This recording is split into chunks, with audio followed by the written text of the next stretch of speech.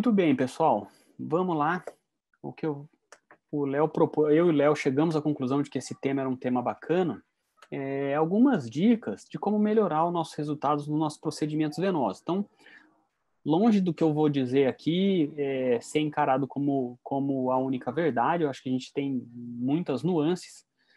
O que eu quero é instigar todo mundo a debater, tá? A gente recebe paciente no consultório com varizes, disparado a causa mais comum de consulta no consultório, e a gente sabe que é um quadro exuberante. Paciente sintomático, refluxo de safena, com varizes na perna, é um paciente que vai lá com dor, com peso, com cansaço, com queimação, com ardência, inchaço. E nós, como cirurgiões vasculares, e Brasília em especial como expoente no tratamento de varizes, e eu posso falar isso com certa propriedade, porque eu já rodei um pouco esse Brasil operando com muita gente e operei com praticamente todo mundo de Brasília, então eu falo isso de boca cheia, que realmente Brasília é um lugar em que se opera muito bem varizes, tá? Só que essa parte técnica que a gente domina e que a gente tem diretriz e que se debate muito, e hoje está muito em voga o tratamento de varizes, então é uma massa de conhecimento, de ciência e de números que se é produzido muito grande. Para o paciente, ainda é um negócio que fica lá na cabeça dele, porque ele não sabe o que é uma safena, lá no fundo ela não vê, termoablação da safena, ou espuma na safena, ou mesmo o stripping de safena ainda é uma coisa abstrata, e ela fica pensando, né, poxa, mas será que vai manchar minha perna? Será que vou ficar com cicatriz? Será que isso vai funcionar para mim? E quando a gente lida com o paciente em si, a gente tem que pensar com toda a nossa cabeça técnica, óbvio, você tem que olhar para a doença e saber interpretar exatamente o que está acontecendo ali naquele paciente, mas você também tem que ter o olho do doente, você tem que ter a delicadeza e a sensibilidade de entender o que a pessoa foi procurar em você lá naquela hora que ele foi no consultório. E quando a gente fala disso, a gente vai cair numa outra seara que faz parte de umas dicas extremamente valiosas de como melhorar nossos resultados e que não cai especificamente na técnica de tratamento das varizes, que é essa jornada do nosso paciente até ele chegar na nossa frente lá dentro do consultório. Isso é uma jornada muito extensa, que valeria mais de uma discussão aqui. A gente tem alguns expoentes em Brasília, como especialmente, eu sempre dou o exemplo do Rodolfo, que é um grande amigo, compadre, e que entendeu muito bem esse posicionamento da jornada do paciente, e a gente vai fazer um alinhamento de expectativa quando ele senta lá na nossa frente. Por quê? Quanto maior a expectativa do doente, melhor é o resultado que você tem que entregar para o paciente ficar satisfeito, tá? Se ele recebe um resultado final que está aquém da expectativa dele, por mais que você tenha feito um trabalho bem feito, a impressão que ele vai ter é que o resultado não foi tão bom. Por quê? Porque essa expectativa dele estava tão alta que ele não vai conseguir enxergar o esforço e a dedicação que você teve para entregar aquele resultado, e a satisfação vai ser mais baixa, tá? Não entra no nosso objetivo principal da aula, mas entender que essa jornada, desde antes dele te conhecer, lá quando ele está fazendo as pesquisas, aí vocês imaginem um funil de cabeça para baixo, até daquele paciente que não sabe o que tem, do paciente que sabe o que tem, mas não sabe como tratar, do paciente que sabe o que tem, sabe como tratar, mas não sabe com quem. E aquele que começa a selecionar pessoas porque domina o que tem, sabe os tratamentos, sabe quem faz, e por último, aquele cara que escolhe você. Então, tentar fazer esse entendimento de que você tem que trabalhar, fazer uma gestão voltada para o seu paciente, para a pessoa que você quer dentro do seu consultório, talvez seja uma das dicas mais valiosas que a gente pode dar aqui. A gente nem começou a operar as varizes ainda, tá? Por quê? Porque provavelmente a paciente que está aí à esquerda da tela de vocês tem uma expectativa que é diferente da paciente que está à direita de vocês, tá? Essa paciente da esquerda, ela tem todo o direito dela escolher, dela esperar que você vai entregar uma perna limpa, sem hematoma, clarinha, sem mancha e sem essas varizes grossas que ela tem. A paciente da direita, o que ela quer é não ter mais ferida. O que ela quer é ir na igreja e ajoelhar e levantar e não ficar com aquela dor insuportável na perna. Então, as expectativas são totalmente diferentes e a gente tem que ter esse feeling para entender, explicar e montar o cronograma na cabeça do doente para saber como as coisas vão acontecer ao longo do tratamento, tá? E uma outra coisa que eu quero chamar aqui, colocar uma centelha de preocupação na cabeça de todo mundo, é a necessidade da gente sair do hospital. A gente já conversava isso quando eu estava aí em Brasília, sobre a dificuldade que a gente estava tendo de agendar a cirurgia em horário nobre, do primeiro horário da manhã, queriam jogar os horários das nossas cirurgias para o final da tarde, porque realmente a cirurgia de varizes é uma cirurgia que não é interessante para o hospital, e ela é menos interessante ainda para o paciente. Então, muita literatura mostrando que o paciente prefere um regime ambulatorial de realização do tratamento ao invés de internar num hospital terciário ou quaternário, tá?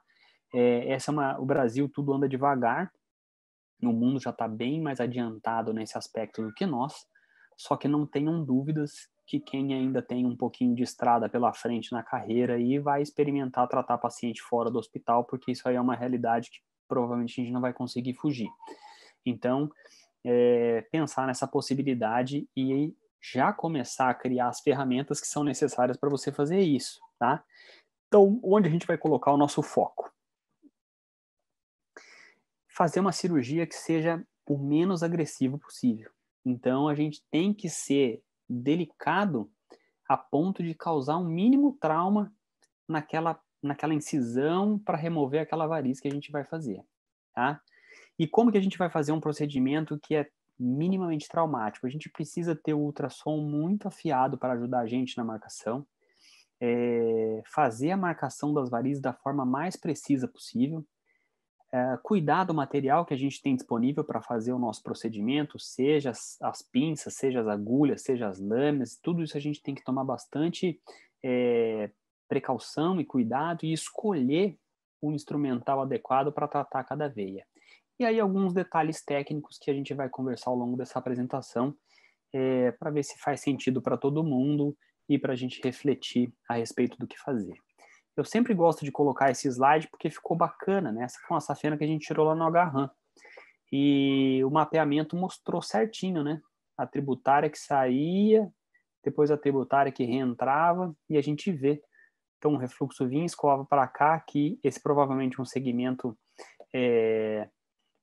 que é esse segmento curto aqui, e aí a gente vê o refluxo, a gente conseguiu ver, documentar exatamente no ultrassom o que a gente encontrou na cirurgia, né? E isso é legal demais, porque se é uma perfurante, se é uma tributária importante da safena, se ficar um segmento residual, por exemplo, num laser endovenoso, pode ser o ponto de recanalização, né?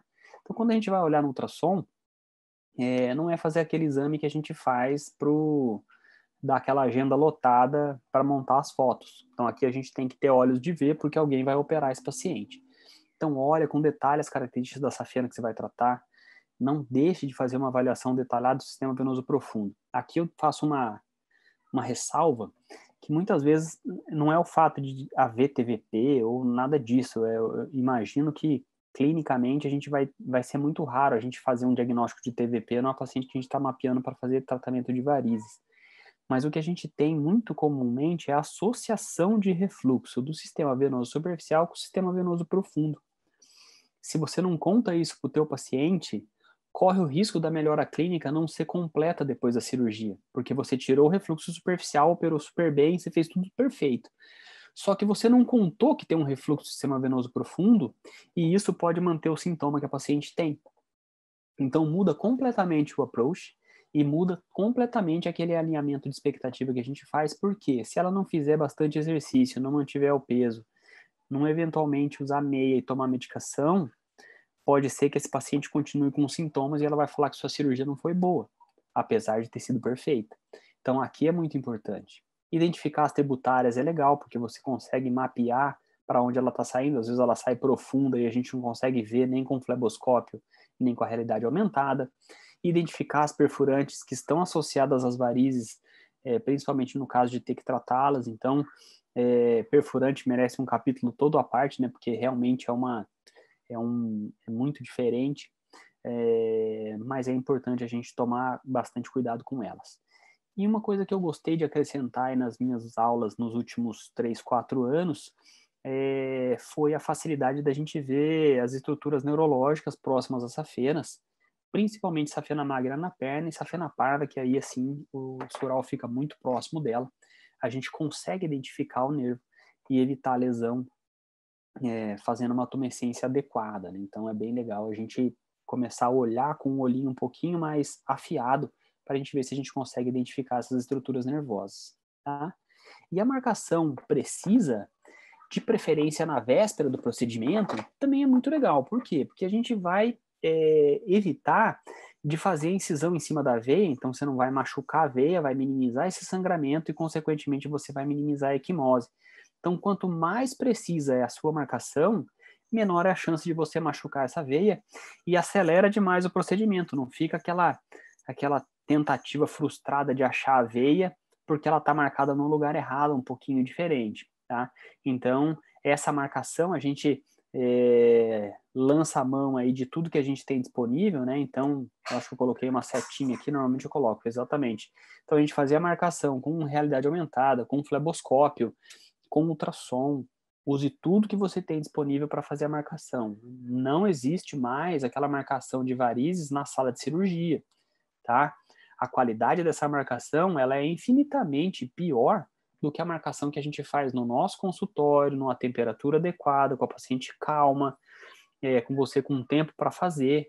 É totalmente diferente de você fazer a marcação na hora, tá? Dá mais conforto para a paciente, dá mais segurança para ela, ela fica muito mais segura do procedimento que ela vai realizar.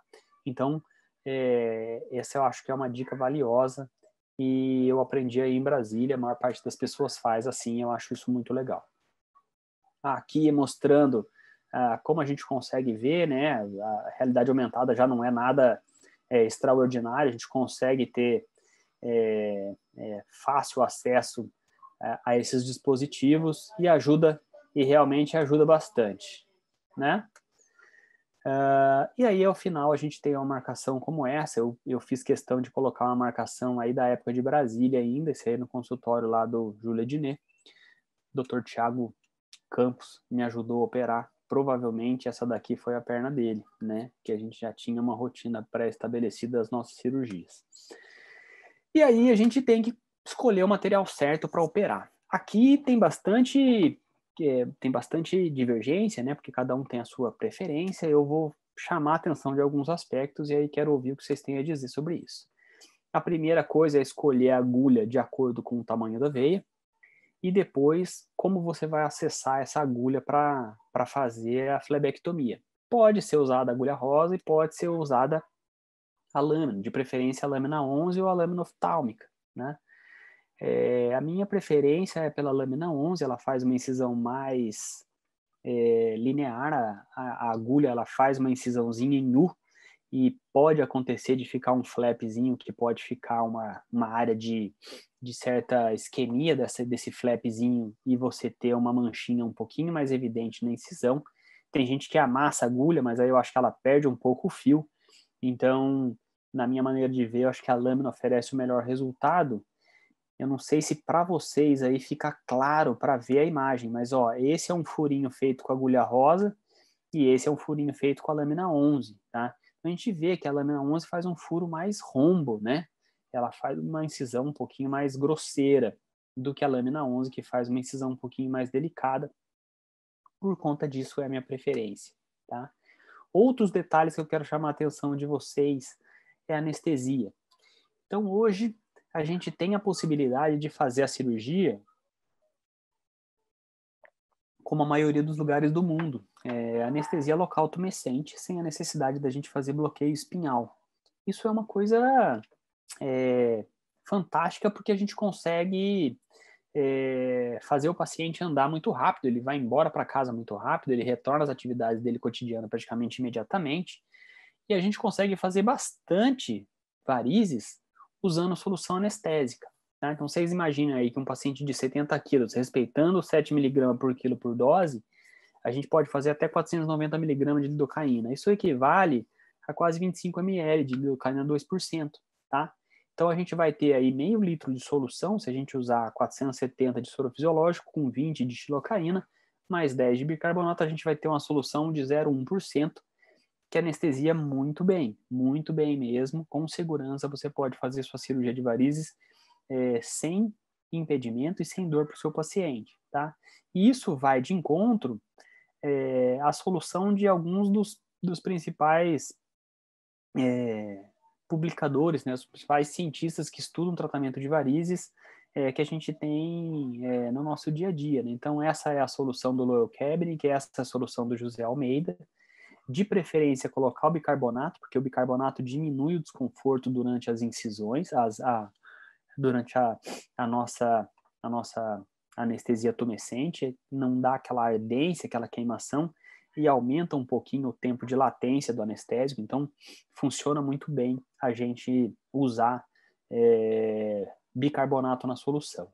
Por que a gente faz? Porque diminui a dor, diminui a toxicidade, a gente consegue fazer uma hidrodissecção dessa veia. Então, muitas pessoas falam, mas fazer a tumescência a gente perde o feeling de achar a veia na hora que a gente está fazendo a flebectomia com a agulha de crochê. Na verdade, essa hidrodissecção facilita a remoção dessa veia porque ela divulsiona os tecidos conjuntivos em torno da veia, facilitando esse deslizamento, tá? Promove uma compressão, porque faz um efeito compartimental ali, aquele volume que você injeta, então a chance de você sangrar e formar hematoma diminui. Assim como lavar o trajeto que fica resíduo, a chance de você mobilizar esses resíduos todos que ficam no trajeto da veia que você removeu também diminui a chance de você ter hematoma e secundariamente a pigmentação, tá? E aumenta a latência do efeito anestésico. Operar sempre com o paciente em Trendelenburg para deixar essa veia o mais vazia possível, né? E tomar os cuidados, né? Ligar o cotinho com um fiozinho delicado. Aqui a gente comprou um cautério bipolar, a gente teve algumas situações de reação de corpo estranho ao nylon 6 zeros ligando esses cotos. Então a gente comprou um cautério bipolar, a gente faz com um cautériozinho bipolar todos os cotos finais da flebectomia a gente usa. Essas fotos aqui, essa mãozinha clássica, né? Essa mãozinha do Dr. Rodolfo Alves dos Reis me ajudou quando eu estava preparando esse material para a gente preparar essa aula. Essa matéria está em algum dos nossos livros. E lavar o trajeto também é uma manobra que a gente faz de rotina hoje nas nossas cirurgias de varizes, tá? E fazer isso, pessoal, e fazer isso é legal, por quê? Porque a gente consegue operar uma veia vazia, a gente consegue impedir esse extravasamento do sangue e, consequentemente, a gente previne hematoma também, tá? E sempre que você faz a flebectomia de uma tributária que nutre telangiectasia, é interessante a gente ver o sinalzinho do extravasamento da glicose quando você faz a escleroterapia na telangiectasia, você percebeu o extravasamento da glicose pelo furinho que você fez para tirar aquela tributária, que é a prova que realmente você conseguiu desconectar pelo menos aquelas que você identificou como fonte de nutrição daquelas telangiectasias. Isso tende a melhorar o resultado estético da nossa escleroterapia dessas telangiectasias, tá? E em 2019 eu entrei em contato com esse artigo, que foi um artigo que me deixou muito motivado, excitado, porque era uma coisa nova para a gente tentar minimizar os hematomas que a gente tinha na cirurgia de varizes, né? Esse grupo da Universidade da Califórnia é um grupo de cirurgia plástica e eles publicaram a experiência deles com a introdução do ácido tranexâmico na solução anestésica que eles usavam para fazer os lifting de face. E eles tiveram resultados extremamente interessantes, com diminuição brutal do sangramento, porque aqui entra um outro debate que é interessante, né? A gente coloca, na nossa solução, a gente coloca adrenalina também para fazer um vasoespasmo. Mas muita gente fala, eu não coloco adrenalina porque tem um efeito rebote, esse vaso dilata depois e fica mais roxo do que se você não usar o adrenalina. Esse trabalho, ele discute isso também e eles concordam com isso. Esse efeito rebote faz na hora que você está fechando, está em espasmo, então não sangra, mas depois existe uma vasoplegia por depressão dos receptores aí que foram ocupados pela adrenalina, e você tem um relaxamento dessa veia e sangramento maior, né? E aí, com a introdução do ácido tranexâmico, a gente começou a usar na nossa solução tumescente anestésica, tá? Então, hoje a gente coloca o Transamin junto com a nossa solução anestésica. Então, naquela slide que eu mostrei para vocês, além da solução normal, a gente coloca 125 ml de meia ampola para 500 ml. Na verdade, aqui a gente faz um sorão de 1 litro, porque normalmente a gente opera 2 salas, então esse soro ele vai preenchendo as cubas conforme a necessidade, tá? Não está aqui por um lapso meu, mas tem aqui meia ampola de adrenalina que a gente coloca junto, tá? Essa hoje é a nossa solução padrão para o tratamento de varizes, e eu vou mostrar alguns resultados que a gente está tendo com essa solução. Então, essa é uma paciente, não sei se vocês conseguem ver, mas a paciente está com uns pontinhos aqui da safenectomia que eu fiz ainda, ó, dos 2 lados, tá? Isso aqui é um retorno de 7 dias pós-safenectomia bilateral, tá? Resultado extremamente interessante, com hematomas praticamente nulos, porque a gente, independente da técnica que a gente faz para tratar a safena, a gente faz tumescência no trajeto todo da safena que vai ser tratada. Então, a chance de ficar hematoma diminui muito. E se você olhar nos locais das tributárias, também está bem pouco roxo, tá? Isso é feito do volume grande de tumescência que a gente faz, e também, acreditamos nós estamos no meio do protocolo de estudo já do ácido tranexâmico. O resultado para a gente da prática já é definitivo, o resultado é muito superior a fazer só a solução de Klein padrão que a gente fazia, mas a gente deve publicar isso até o meio do ano que vem. A gente vai ter os resultados mostrando isso aqui em números, como a gente tem tido resultados bacanas, né? Essa é uma paciente que é aquele perfil ruim, né, que é obesa, com tecido adiposo frouxo.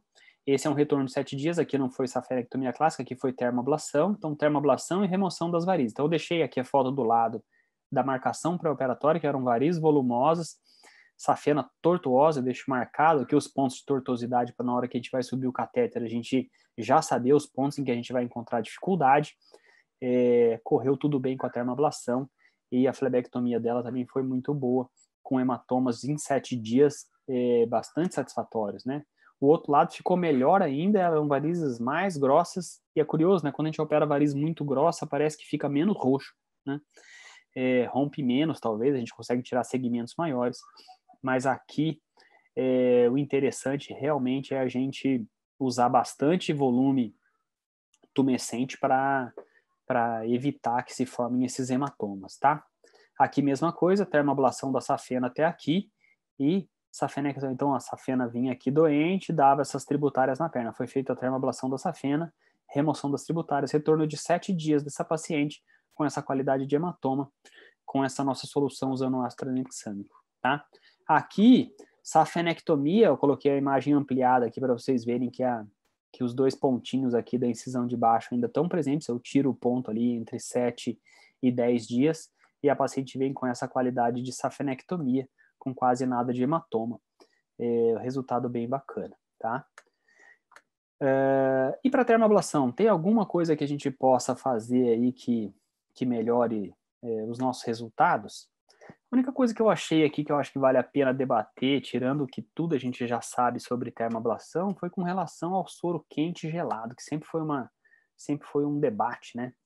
E esse estudo já não é um estudo tão recente, e mostrou que quando usaram solução gelada, para o resultado estético não teve tanta diferença, tá? O que eles perceberam é que doía menos. Quem usou soro gelado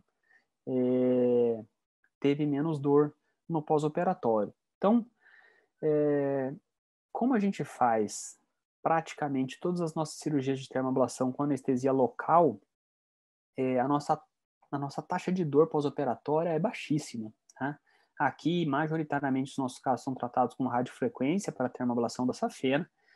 É um procedimento que a gente tem bastante conforto, já se vão aí mais de 12 anos fazendo radiofrequência, e com resultados muito sólidos, assim como muitos colegas que fazem laser que eu conheço. Eu tive a minha fase do laser em Brasília, que junto com o Thiago a gente comprou o aparelho o laser 1470, fizemos muito laser com resultado bacana, mas hoje aqui a gente tem feito mais radiofrequência.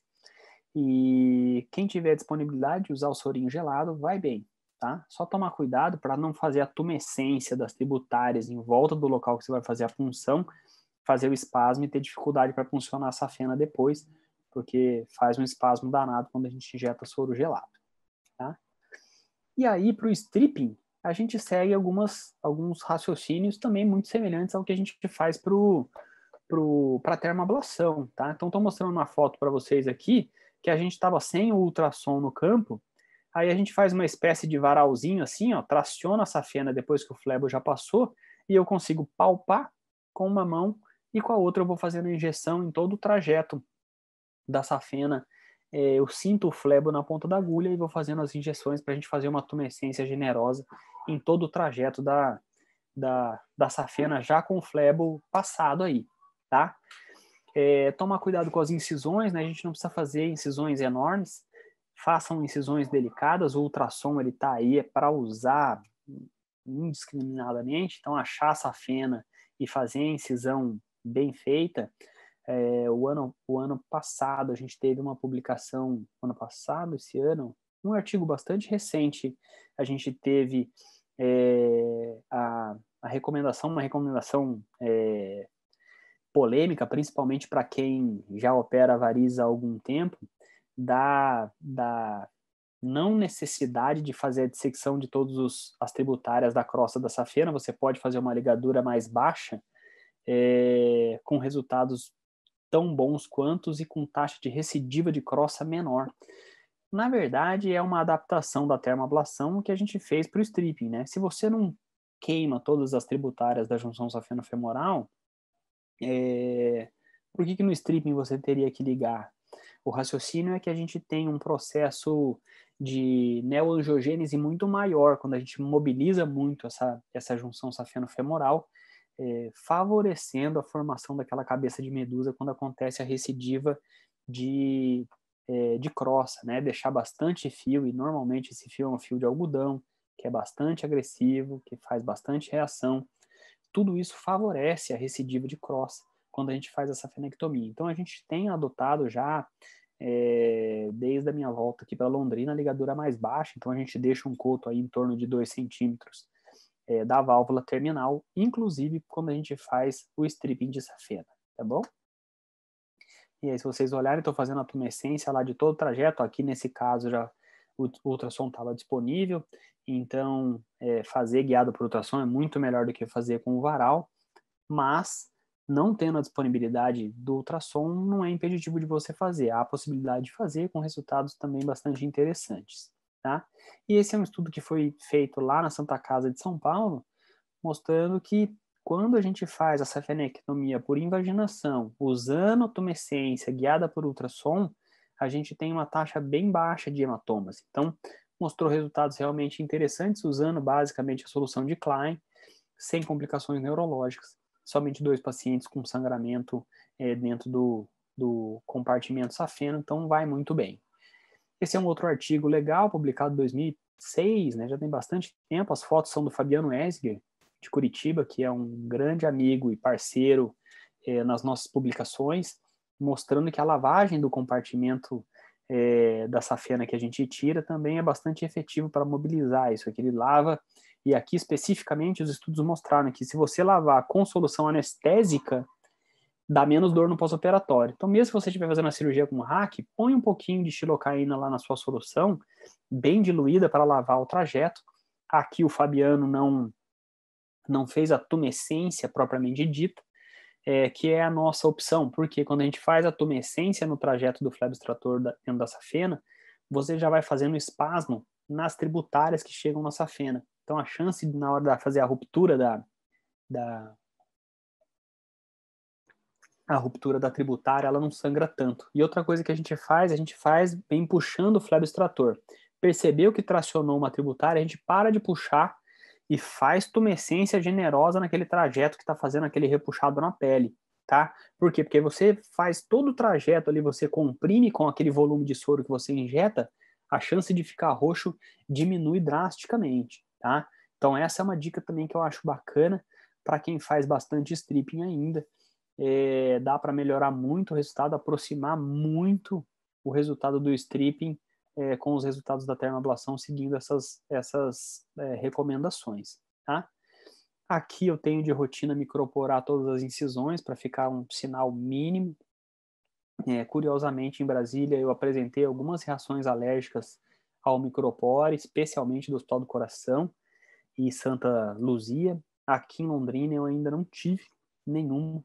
Não sei se é o micropore que é diferente, mas o fato é que a gente tem deixado o micropore aí por pelo menos 5 dias para tentar coaptar um pouquinho a borda da microincisão que a gente faz para tentar deixar um mínimo de sinal. E uma outra coisa que a gente percebe é que quando você micropora, naquele trajetinho que fica o micropore, ele funciona tipo um taping, fica menos depósito de hematoma nessa região. Então, funciona também muito bem para você diminuir a taxa de pigmento de hematoma no trajeto da varize que você tirou. Então, a gente tem feito micropore de rotina em todos os nossos pacientes. E outra coisa que a gente tem feito é colocado a meia no pós-operatório. A gente tem vestido meia 20 e 30 nos nossos pacientes e deixado por 7 dias. Um trabalho de TCC que a gente desenvolveu aqui, a gente está terminando de escrever para submeter. Foi a defesa do TCC aqui na faculdade. E a gente chegou a alguns resultados interessantes. Então, a gente conseguiu perceber que o uso da meia teve significância estatística na dor. E a gente usou o trabalho do Janesini como parâmetro de medida do volume da perna. Então ele fez uma fórmula em que você faz 8 medidas da panturrilha e a gente conseguiu mostrar que há uma diminuição do volume desse membro medido pelos diâmetros no pós-operatório, diferente de quem fez o curativo comum sem a meia, que ficou com uma conta positiva, porque a gente fazia assim, o valor pré menos o valor pós. E aí a gente tinha valores positivos no grupo que usou a meia e valores negativos no grupo que não usou, ou seja, a primeira semana a perna da pessoa inchou, tá? Quem não usou a meia. Quem usou a meia teve volumes menores. Então, realmente, diminui dor e diminui volume de membro, diminui edema. Mas isso a gente já tinha essas informações de outros estudos. O que a gente fez, e a gente teve que adaptar um pouco o nosso estudo, a gente fez a estatística e aí a gente tratou mais pacientes para aumentar o nosso N, porque o que a gente percebeu, a gente fez uma avaliação cega de dois avaliadores e a gente teve quase significância estatística para hematoma.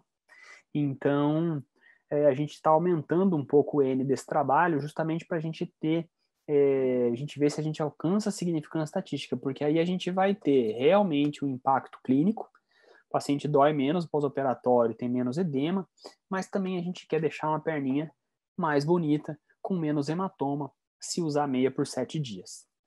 E falando em compressão, vem espuma, que acho que é o último elemento que eu gostaria de conversar com vocês. O que a gente tem de novo, teve uma publicação ano passado, muita gente já deve ter visto, né? A União Internacional de Flebologia, junto com o American Venous Forum, a Society for Vascular Surgery, eles fizeram uma diretriz para terapia compressiva pós-tratamento de varizes, né? E todo mundo ficou mal empolgado com esse estudo e ele foi meio frustrante porque várias das perguntas continuam aí, oportunidades mil da gente fazer trabalho para tentar responder e algumas dessas perguntas são muito importantes que a gente ainda não tem, tá? O que eu quero chamar a atenção? A compressão depois da escleroterapia com espuma. O que eles dão? Dão com nível de evidência ruim, né? Grau 2C, usar compressão contra não usar. Então é melhor usar principalmente para melhorar os resultados, tá? A duração da compressão a gente ainda não tem informação que seja robusta a ponto da gente escolher de fato o que usar, tá? Cada um faz o que achar melhor. Nós temos feito aqui por 7 dias. E o que a gente tem feito de diferente, e aqui mostrando o casinho que eu vou exemplificar para vocês, uma recidiva de junção safeno-femoral com varizes volumosas, escolhemos escleroterapia com espuma, 3% nessas tributárias volumosas. O que a gente tem feito é isso aqui, ó. A gente tem usado um curativo de uma empresa que foi comprada pela Venosan. A Venosan comprou a Lohmann e trouxe o Comprex e o Molelast para o Brasil, e a gente tem isso disponível. Vale muito a pena para quem gosta de fazer espuma usar esse material, que aí você coloca o Comprex no trajeto das varizes, passa o Molelast por cima e passa a meia por cima, tá? Esse paciente aqui foi um paciente que ficou com esse curativo durante 7 dias. Normalmente a gente tenta deixar pelo menos 48 horas, e ele voltou, a gente tirou lá no dia que ele fez. E aí, se você olhar, a gente consegue ver a depressão do curativo no trajeto das veias que a gente tratou. Então, a chance de encher de sangue de novo isso aqui é muito pequena, tá? Então, realmente, a compressão excêntrica, ela é fundamental no manejo do paciente que vai fazer escleroterapia com espuma, especialmente com varizes muito volumosas, tá? A ideia é a gente tentar evitar isso aqui, ó. Que fica esses escleros, tem que drenar, mas, infelizmente, acaba evoluindo para a pigmentação. Então, se a gente coloca uma interposição entre a compressão elástica que a gente faz aqui, essa compressão excêntrica, seja com tapete, seja com comprex, seja com rolinho de gases, seja com bolinha de algodão, o importante é a gente fazer alguma coisa. O curativo industrial, vamos dizer assim, né, ele é próprio para isso, a gente tem respaldo de vigilância sanitária para usar esse material, diferente do tapete da Leroy Merlin, que o rato faz xixi, passa barato e tudo mais.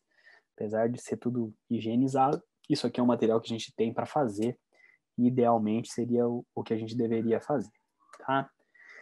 E por fim, pessoal, acho que a gente tem que lançar a mão do que nos ajuda, né? Do que está um pouco fora da nossa alçada técnica. E aí aqui eu chamo a atenção das medicações. Cada vez mais a gente tem literatura embasando o uso de medicações para alívio desse processo inflamatório, independente do procedimento que você vai fazer, seja escleroterapia, seja cirurgia. Aqui eu trouxe 2 trabalhos que eu acho que conseguem abarcar essa ideia de que a gente pode usar especialmente a diosmina espiridina aqui nos pacientes que vão ser submetidos aos procedimentos de tratamento de varizes, porque realmente diminui o processo inflamatório e, consequentemente, pode nos oferecer melhores resultados estéticos. Então, vai melhorar o conforto do paciente e vai melhorar o resultado estético também, tá? Tanto para a escleroterapia quanto para a cirurgia. Então, aqui esse foi um estudo mostrando o impacto do uso da diosmina nos pacientes que foram submetidos à termoablação com radiofrequência, mostrando resultados muito interessantes comparados com os pacientes que foram para o stripping. E aí a satisfação global do paciente que fez a medicação, não, aqui mentira, nesse estudo foi feito 2 grupos de termoablação, tá? E o grupo que tomou medicação teve significância estatística a favor do grupo medicação na satisfação global do tratamento. Tá bom? Estamos chegando no final, acho que eu falei até um pouquinho mais do que eu tinha planejado para falar, mas é um assunto que preenche minha vida, é o que eu faço, é o que eu estudo e é o que eu gosto, né? E fico feliz demais de poder participar do crescimento da flebologia brasileira, e seja ela da forma que for, seja dando aula, seja trabalhando no meu consultório e cuidando bem dos meus pacientes. A gente tem que entender que nós estamos trabalhando com relógios diferentes, cada um vai ter uma pinça especial, um ajuste especial, um cuidado especial, e a gente precisa ser detalhista, precisa ser cuidadoso, não pode ter pressa, tem que fazer aquilo com muita atenção, porque só assim a gente vai conseguir o melhor resultado, tá? E aí eu faço votos de que vocês levem isso para tudo na vida de vocês, porque eu acho que isso aqui é o que faz a gente deitar a nossa cabeça no travesseiro e dormir tranquilo, né? Fazer o que é certo não é o que é fácil. Para a cirurgia de varizes, isso cai como uma luva, né? Porque você vai arrebentar aquelas varizes todas lá, ela vai diminuir. Mas a chance de você ter um resultado pior do que se você fizer detalhadamente, com cuidado e atenção, é imprescindível. Então, fica essa sugestão de que a gente tem que fazer o que precisa ser feito, né? Não o que é fácil fazer, tá? Quero agradecer imensamente a oportunidade de poder participar. Eu achei umas fotos aqui que me deixaram muito, muito emotivo, porque realmente é uma saudade danada que eu sinto de Brasília e do convívio de todos vocês. Essa foto foi uma foto que eu vejo na minha cara a alegria da gente estar levando essa bandeira, e eu lembro certinho desse evento lá em Natal. Eu lembro da gente conversando com as pessoas, quem pôde participar da reunião dos representantes. A nossa apresentação foi uma apresentação que realmente trouxe toda essa nossa motivação e amor por fazer o Congresso, e eu acho que foi isso que conseguiu. Várias regionais abriram mão de candidatura lá e já demonstraram apoio à nossa candidatura. Todo mundo que estava lá foi trabalho de formiguinha. Eu lembro do Marco Eduardo, eu lembro da Betânia, eu lembro do Gustavo Paludeto, eu lembro do Antônio Carlos, eu lembro de cada um indo lá conversar com as pessoas, explicar por que era tão importante a gente fazer, e sem sombra de dúvida veio coroado com o direito da SBAC-VDF de fazer o Congresso. E eu não vejo a hora da gente ter um momento como esse de novo, juntar todo mundo, poder se abraçar, poder estar junto e trocar esse calor humano que a gente faz pelos nossos pacientes. Mas esse convívio aqui não tem preço, e é o que faz a gente olhar para frente, querer andar sempre para frente e querer sempre as coisas melhores. Obrigado, pessoal. Foi ótimo. Acho que agora a gente pode bater um papo e ver o que todo mundo tem para dizer. Muito bem, Felipe. Parabéns. Excelente apresentação. Você sempre nos brinda com uma aula maravilhosa. Eu fiquei com as dúvidas, Felipe.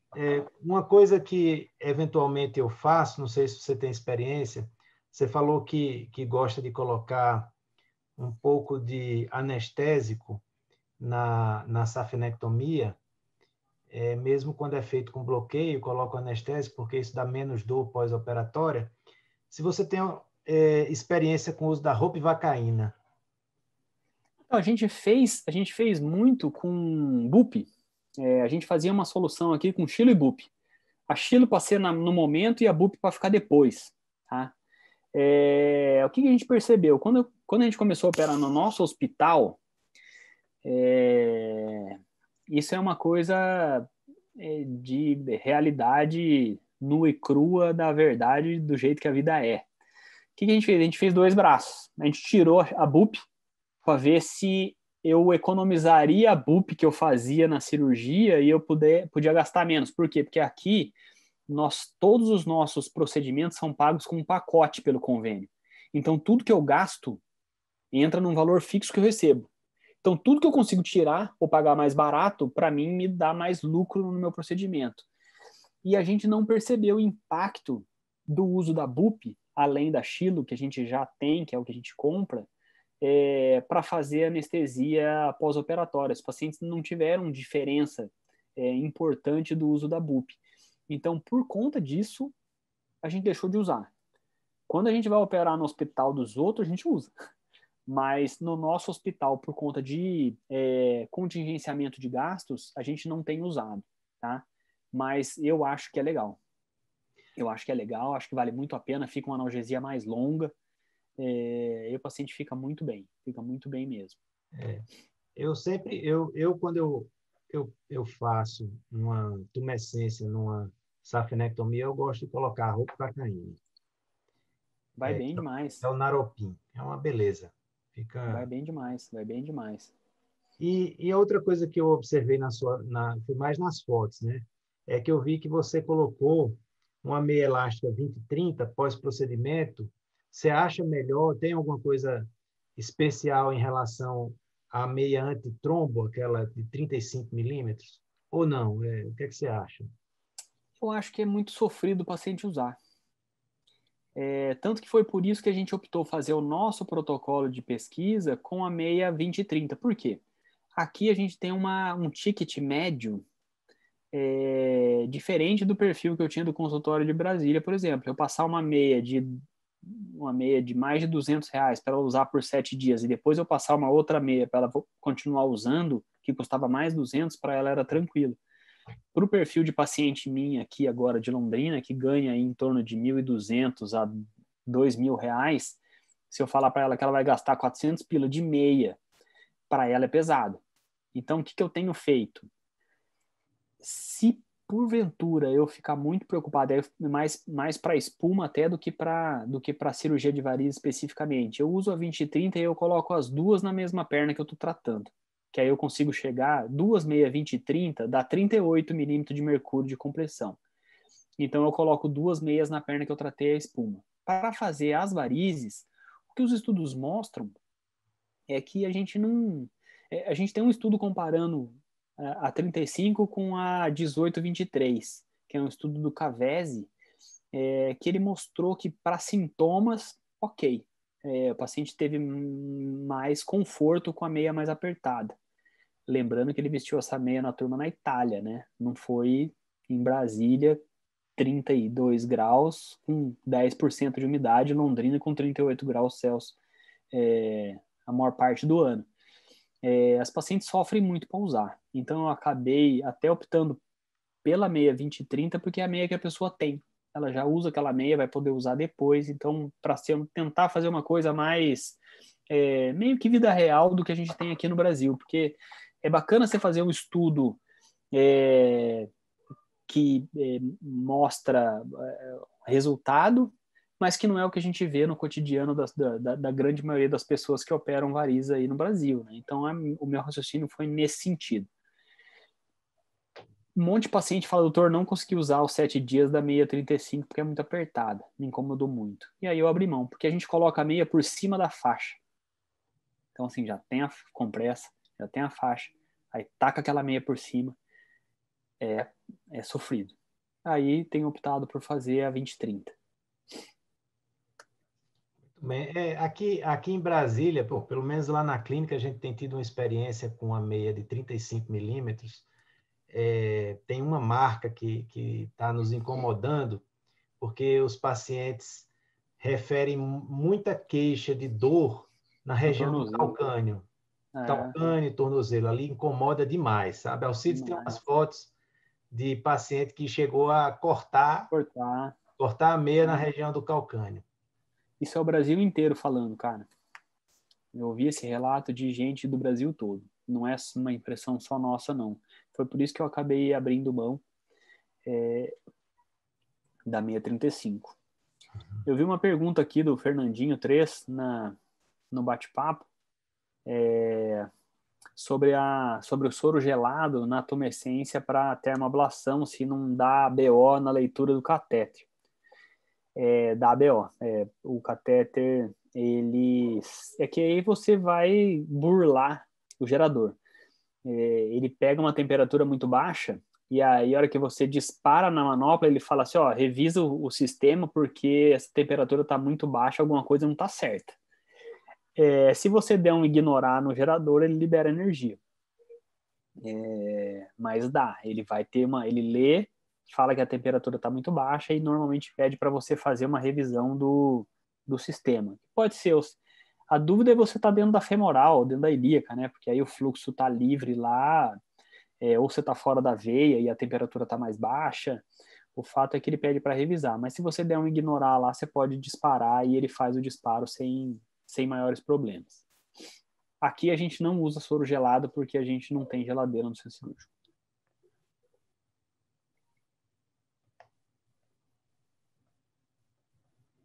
Mais alguma pergunta, pessoal? Antônio, quer fazer alguma pergunta, Antônio, nosso presidente? Não, eu estou impressionado cada vez que o Felipe fala, tem novidades, né? E muitas coisas que ele falou aí, quando a gente conversava mais, a gente trocava ideia, por exemplo, eu uso a bupivacaína junto com a xilocaína. Raramente eu não me lembro mais quando a gente fez bloqueio, então a gente está fazendo tudo com local. São situações, e a tendência de mudar, né? De mudar para o consultório esses procedimentos. Eu estou arriscando eu estou querendo, em 2 anos, parar de sofrer nos hospitais, principalmente por discriminação. Vamos contar sério, é isso que está acontecendo. Né?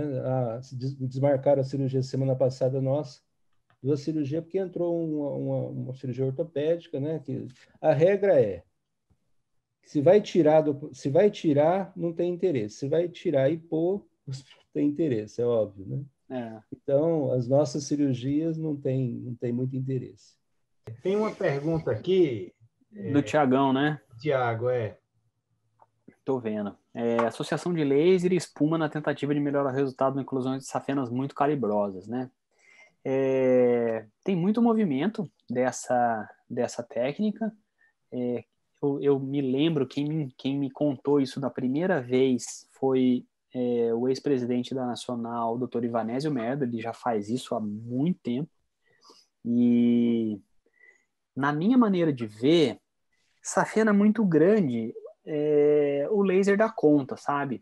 Usar a espuma, assim, eu acho que é ok para fazer o Dr. Ivanésio chama de uma endotumescência. Você faz um edema de dentro para fora e isso cola na fibra do laser e você vem queimando. A gente tem um estudo russo de tratamento de safenas com mais de 20 milímetros com laser endovenoso, com leads de 180, energia para valer, e fechou safena sem dó, né? A aula que eu dei aqui no Paraná Vascular semana passada foi safenas grandes e radiofrequência. Será que é viável? A gente tem alguns estudos mostrando que safenas aí próximas de 20 milímetros, a radiofrequência vai bem. Resolve fechamento de 98% também. Então, hoje, eu ainda tenho uma certa... meio que é um negócio que eu não vejo muito por que você usar espuma, que aí você vai jogar a espuma lá na safena e vai queimar. A safena, você vai fazer um espasmo, você vai espremer essa safena, a espuma vai para onde? Só tem um lugar para ela ir. Você joga um tolete de espuma para dentro do sistema venoso profundo. Vai aumentar a taxa de oclusão? Você já tem uma taxa de 98%. Então, assim, ficou um segmento aberto. Aí você faz um golinho de espuma lá no pós-operatório, com 6, com 8, com 9, com 24 meses, quando aquilo aparecer. Eu não vejo ainda, assim, tanta evidência que me justifique usar.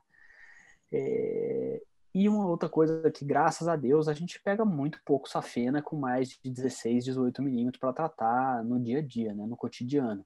E talvez eu tenha um alinhamento com o Léo e com o Alcides com relação a isso, que eu acho que a gente até conversou, é que um strippingzinho bem feito numa safena jamanta vai super bem. Eu tenho dificuldade de acreditar que eu vou pegar uma safena de 20 milímetros, que vai ter só um safenão, que eu vou usar todo o volume anestésico para fazer aquela safena.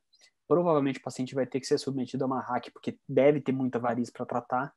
Então, faz uma safenectomia bem feita, caprichada, com tumescência cogueada, tira essa safena que não vai ter chance nenhuma de ter recidiva. Safenas muito grandes, na minha maneira de ver, faz mais sentido a gente operar uma doença grave, vai ser CEAP avançada, não é um CEAP 2, pelezinha delicada, vai ser um quadro um pouco mais avançado. Acho que se encaixa muito bem a cirurgia para esse caso e é o que eu tendo a indicar, do que fazer peripécia. Vou fazer uma espuma e faço laser. Acho que opera que fica bom. Né, Léo?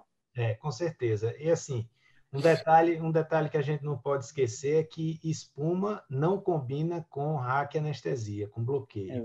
Né? Exatamente. Então, às vezes, você pega um caso muito grande, que tem muitas colaterais, que de repente você vai fazer um bloqueio para operar, e aí você fazer espuma pode ser uma fria, porque isso aí aumenta muito a chance de uma trombose venosa profunda. Lógico. Saiu um estudo legal e a diretriz do Colégio Europeu publicou ano passado, né, as diretrizes para o tratamento de safena, e contraindica o tratamento estagiado, sempre que possível fazer tudo numa tacada só. Então, de certa forma, pensando nisso, uma hackzinha aí também não mata ninguém. As varizes foram operadas até anteontem com hack e resultados muito bons. Ponta de lápis vai embora rápido também, você deixa a pacientinha deitada, fica numa boa, a chance de ter cefaleia pós-RAC é pequena, ter complicação é menor, e é sempre assim, o grau de gravidade da doença vai ser proporcional à o seu ímpeto de intervenção. Então, uma doença muito grave, dificilmente você vai conseguir fazer microincisão, que não você vai ter que fazer incisão grande, para tirar a veia muito grande é natural, né? Você ia E o falar grande algo, Antônio? benefício, né, Ivo? Não, que o grande benefício da termoablação, a termoablação trouxe para a cirurgia de varizes foi a gente aprender a utilizar o ultrassom durante todas as cirurgias, né? Eu acho que Sem isso dúvida. foi o grande, se a gente somar tudo. Há 2 semanas, uma paciente com uma perfurante, daquela perfurante de região posterior, lateral de coxa, que só foi possível achar com laser na sala, não tinha, desculpa, com ultrassom na sala, e não tinha absolutamente nada de indicação formal de usar o ultrassom. Quantos flebos a gente passou por a colateral de safena e não foi para, né, a safena que estava doente. Exatamente. Fazer ecoguiado melhora a qualidade sobremaneira, né? Não tem nem o que discutir. Quanto mais disponível a gente tiver, melhor.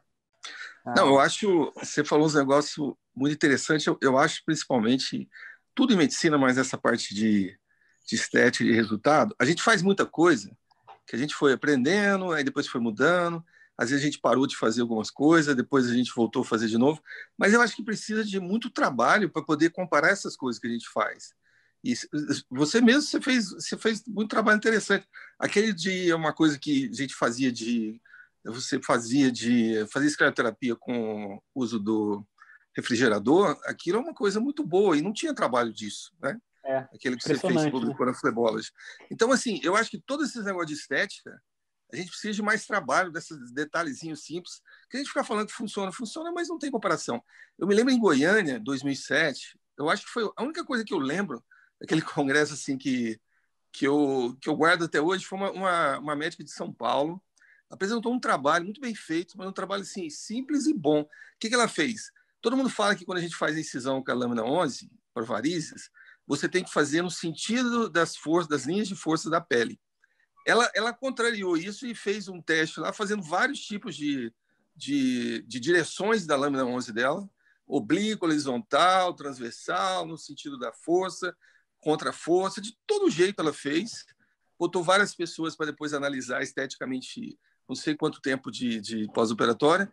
E sabe qual a conclusão que ela chegou? Não tem diferença nenhuma. Não tem diferença nenhuma, tudo igual. Então, rapaz, assim, essas coisas são muito boas. Eu me lembro, é difícil de guardar um trabalho do Congresso, eu me lembro disso.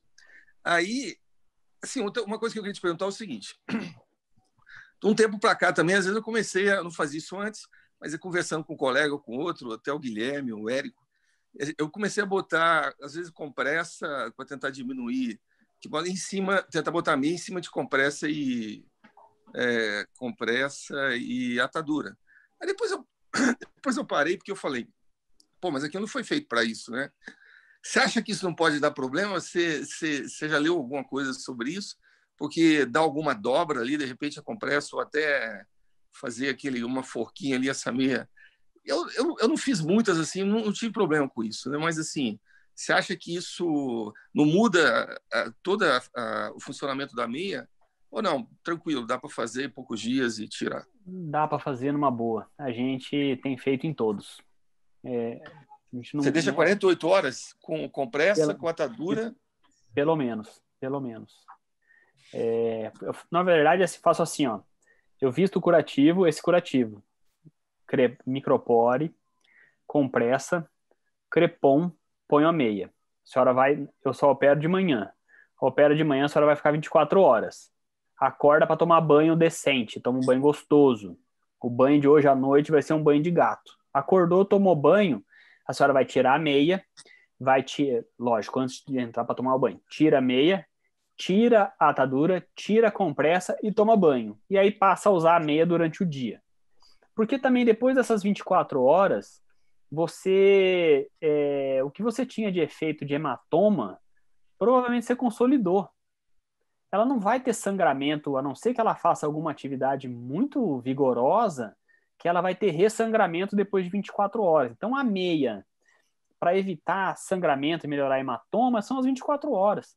Porque depois vai ser para melhorar sintoma, que é o que a gente mostrou no trabalho, dor e volume de membro, que isso diminui. Então, lá com 7 dias, a paciente volta e fala, doutor, não tomei remédio, fiquei bem, minha perna não inchou, e correu tudo legal e eu nem tô tão roxa.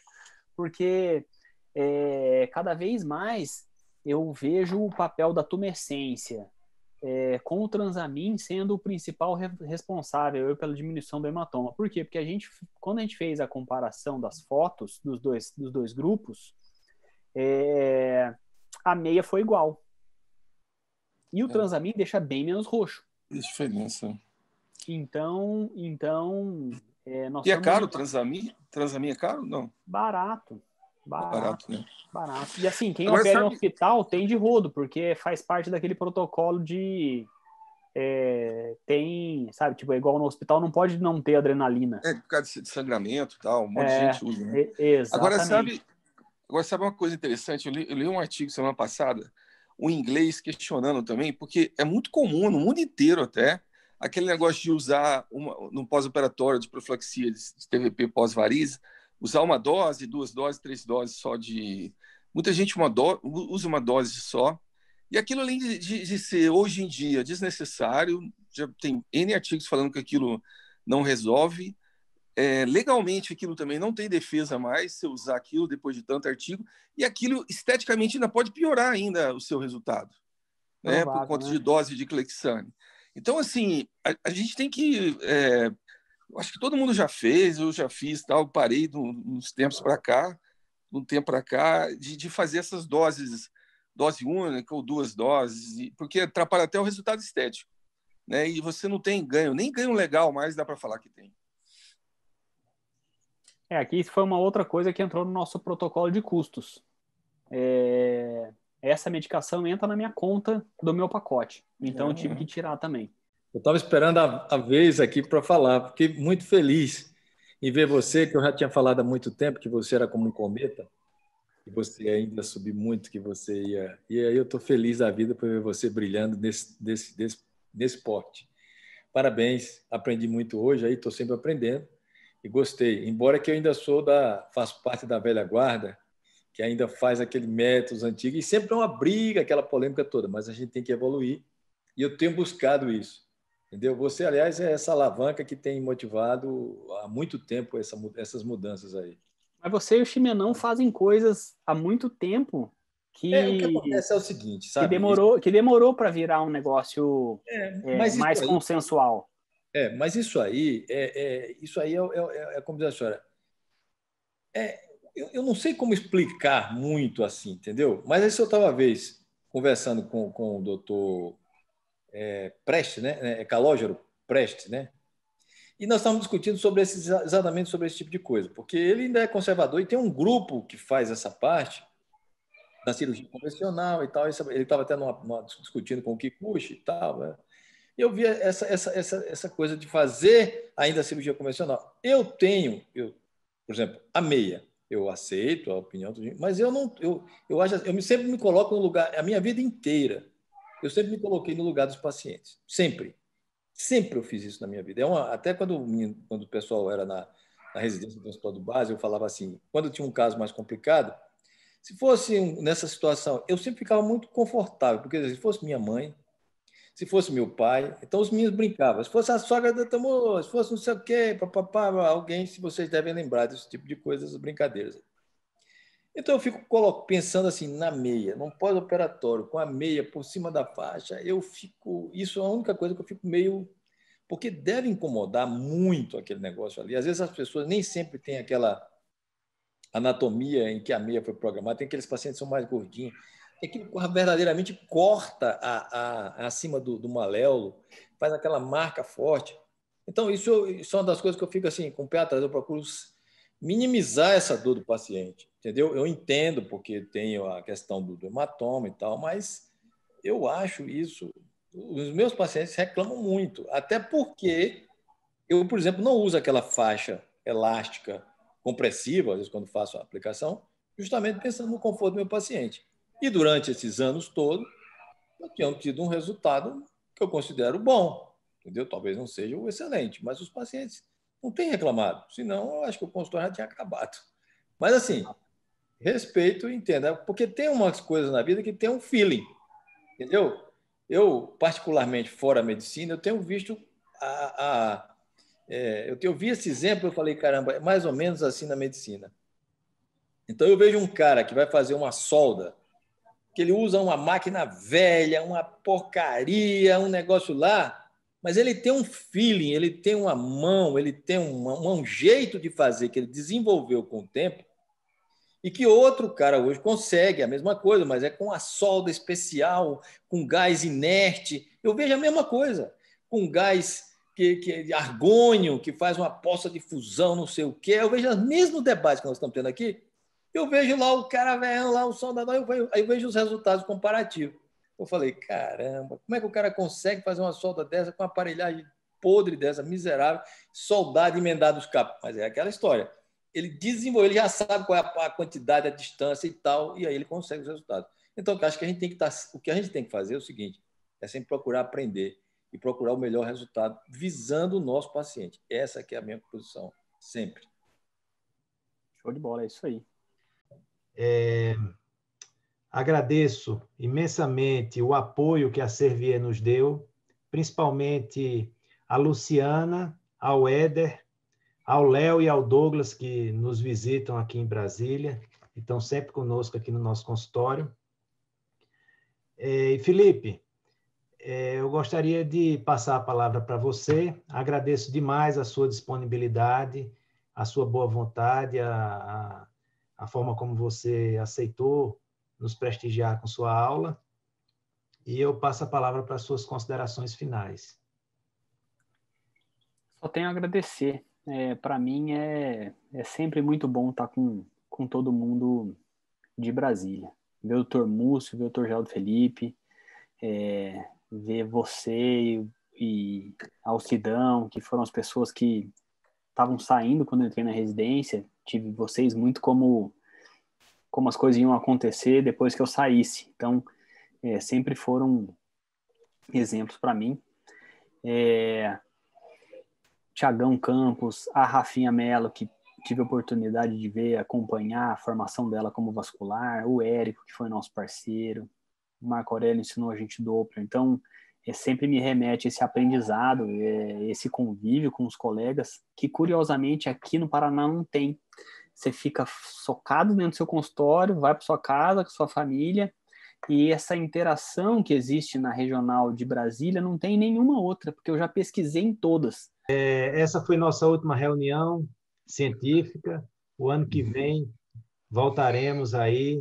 Vamos ver se o ano que vem a gente consegue fazer reuniões presenciais, né? Esse ano foi um ano do aprendizado também. Então, uma boa noite a todos. Valeu. Boa noite. Obrigado. Até mais. Boa noite, João. Antônio Carlos. Valeu, pessoal. Tchau, tchau. Tchau.